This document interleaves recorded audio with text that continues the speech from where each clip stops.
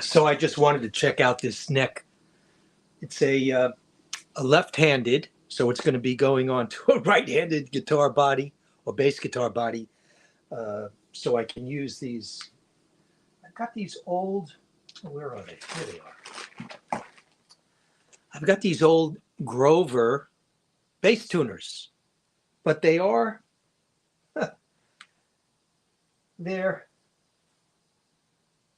they're really for a. I guess they're for a left hand. They're for the left hand, a left hand bass, or for the. I guess they're a. I don't know, you know, but they're not. They don't work on a regular. They'd be upside down on a regular bass guitar, on a regular right-handed bass guitar. So I have this neck from 1978 that I put together. It's got, I think it has ebony. There's some flame in here, apparently flame maple. On the outside, it's 5-piece neck, flame maple, and ebony. I think these are ebony strips. I'm pretty sure in here. Now this was most of my necks were prototypes because by the time I started making necks, I stopped making guitars totally. I lost my shop, and that's another story. So I had transported all my jigs and all the wood. I had bought a bunch of wood before I knew the shop was closing down, and I transported it up to a fantastic guitar making company in upstate New York that had moved from Brooklyn. Another story, and any orders that I had, because I had orders coming in for the next year, those parts were produced by this really fantastic guitar company up around the Woodstock area. And so anyway, let's get back to this. This neck was made about 1978. And when I had made it, again, a prototype, it really didn't have, I really didn't have a way of properly radiusing the neck at that time. So this neck was not radiused properly. It looks really flat right in the middle, pretty much all the way down, and then it curves on the end. So I must have just put it on the bench sander. It was actually whatever it was. It was a sanding machine, and I just went like this to round off the neck profile, which is a super duper great way of consistently making a perfectly radius neck, right? So obviously these things were not so good. So I just wanted to see what kind of radius. I mean, it's really a poorly done radius. So apparently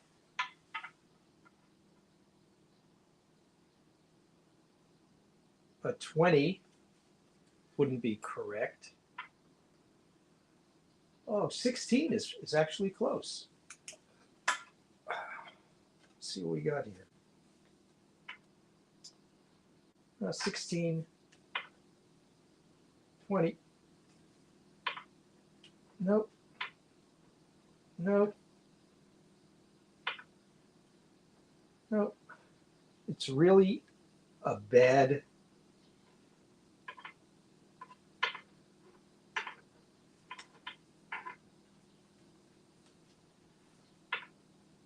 It's bad all the way. It's really out of whack. It's not even a 20. It's flatter than a 20 in the middle. And I don't really have much room. This is unlike the other necks that I have where I had a lot of, I must have taken off way too much of the ebony. Because I know I had at least, on the ones that I've seen, my ebony necks, I had a good 20-inch, a quarter inch, at least, of ebony. And this appears to be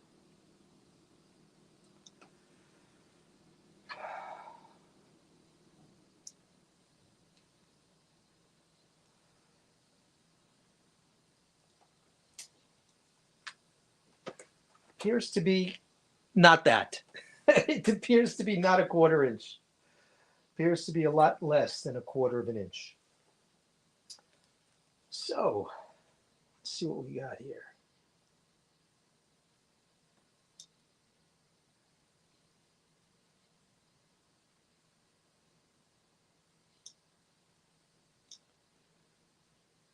Yeah, it's not quite, it's not, yeah, it's quite less than a 1/4 of an inch. And you know, I think mine were even closer to 3/8. So in any case, I'm going to attempt to radius this just for the hell of it, because you know what? I don't think these are going to be usable. The truss rods in these have been put in off-centered. One I have over here that I mounted on this guitar body back there. The truss rod was mounted in the wrong location. So it comes out all the way up here, and back here in the bottom, there's not even enough thread to get the old nut to hook in there. So these are just experiments right now. I mean, I have other necks that I'll be putting on there, but these are just experiments. And what better item to use to experiment on than one that is already bad to begin with? You know, you can't damage something that's already damaged. So it's a pre-damaged neck that I'm going to work with and hope to make it less damaged or usable. Hey, there's nothing but something to gain here. So that's what I'm going to do. And what I got last week, these things, by the way, were not available back then that I knew of. This is a radius block, 9.5 inch radius block. I bought some spray adhesive. I sprayed it on a piece of 80 grit sandpaper, which is it was really good. This is really good sandpaper from 1970s. It was a special order from Europe. It was European sandpaper. I think it's from Sweden. And it's 80 grit, and it feels as fresh now as it did back then. And I put it, I taped it on this, I glued it onto this block. I don't know how it's going to come off, but we'll worry about that later, huh? So I'll have the radius, and I'm just going to sand this to see if I can put a radius in here that's consistent, or more consistent than what's already in here.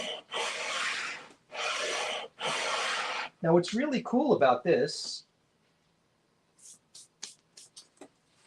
is that I can see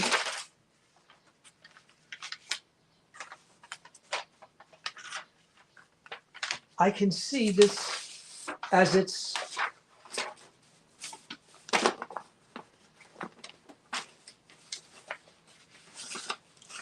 I can see how it's transforming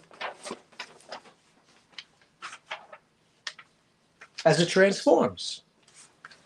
And I put that white paper down here so I can catch the shavings, the sawdust, because I like to collect the sawdust especially from these exotic woods. So in case I ever need to use it as a wood filler, I just add it to some glue.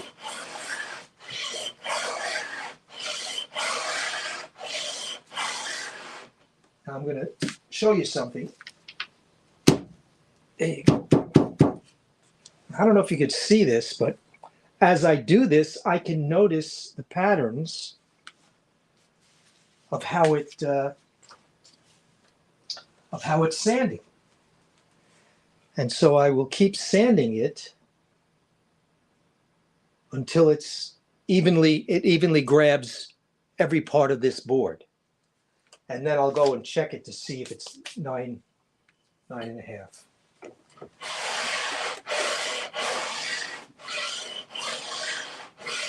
You know, an even better way to do this is if I have this set up and centered in a bed, in a wooden crate, kind of a wooden container. And this, the width of this would be consistent with the walls on the side. So it would not, so this would not move either way. Now, I'm too friggin' lazy to do that. And this is all experimental. So I'm just going to see how far I can go with this. And you know what? Sometime soon when I get down to that workspace, rather than working in my living quarters, I'll probably make something up like that, where I could use it and it'd be more precise. Realistically, that's not going to happen. I have tools in the garage that I can set up and use a sander. You know, use an electronic sander with an arc where I could swing it back and forth and just put that pattern in without having to use this. This is temporary for use right now because I'm inside. It's wintertime here. And I thought that would be enough for just to give you an idea of what I'm up to. I'm up to a lot of little stupid things. And if I continue on this path of doing these a lot of little stupid things, maybe I'll create something completed. That's the idea. So thanks for checking in. Please subscribe and comment or do whatever you'd like to do, because that always helps. Take care.